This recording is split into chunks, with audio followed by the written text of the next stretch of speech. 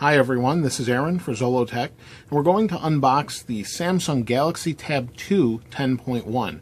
Now, the unique thing about this video, other than that this is a new tablet we're looking at, is that I'm recording this with the Samsung Galaxy camera that I unboxed the other day. So for any of you that want to get a feel of how well the video is, here's the video. So let's unbox this. This is $500 from Verizon. You can get it with or without a contract, or at least service anyway. And you can see here's our SIM card, and this is an LTE tablet. Let's pop this out here. Kind of heavy to begin with, but we'll take a look at that in a moment. So here we have, start here, manual. Right here we have their kind of Apple copy connector, dock connector. I'm surprised they kept that. And then we have an AC adapter. This is a wall adapter that USB plugs into, and then this is just an adapter for the United States for the wall, the AC. So that's not really anything too interesting. We've seen that before from Samsung. Let's take the screen protector off here and put this here.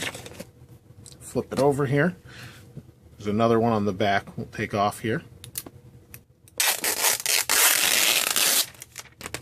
All sorts of plastic. And there's another piece over an IR sensor that's on the top.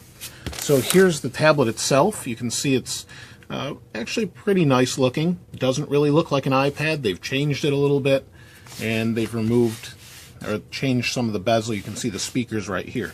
So the actual tablet itself has 4G LTE connectivity and EVDO.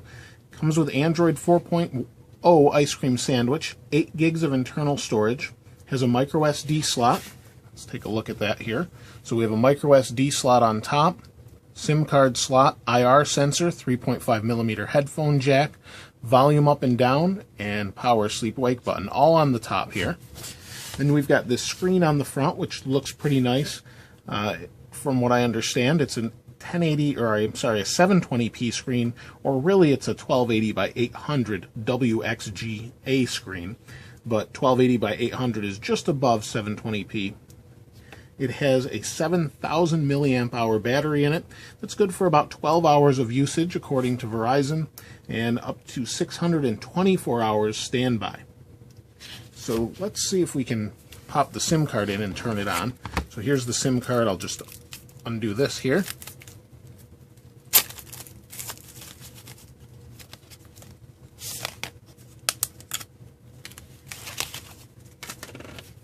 Here's our SIM card. See if we can pop it in here. It's micro SD. The SIM card's in place. Now, one thing I wanted to show you is we have a 3.2 megapixel camera on the back. We also have a forward-facing camera, and those are more for video communications, VGA camera, not really anything great. So let's turn it on here.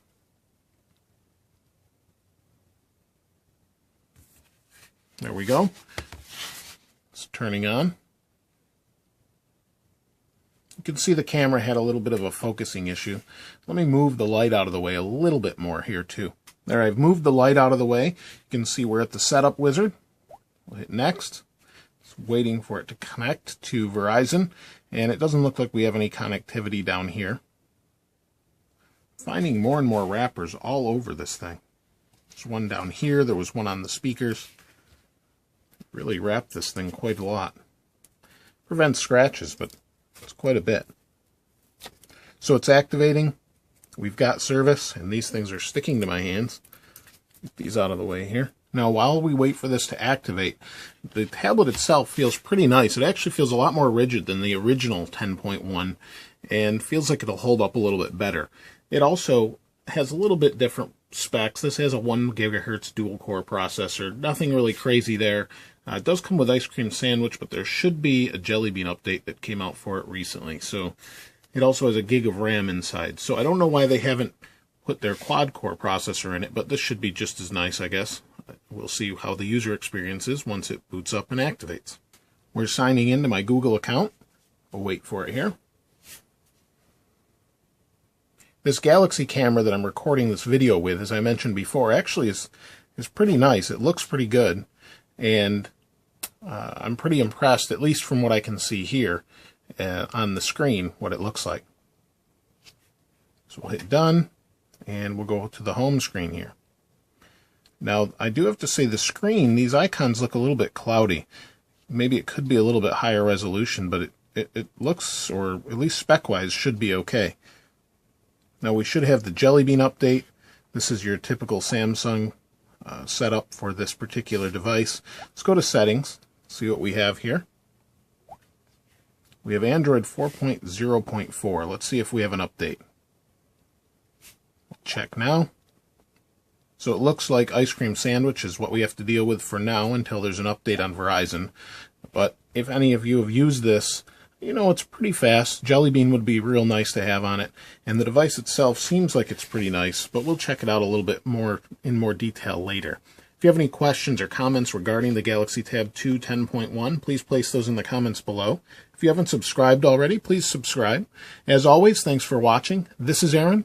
I'll see you next time.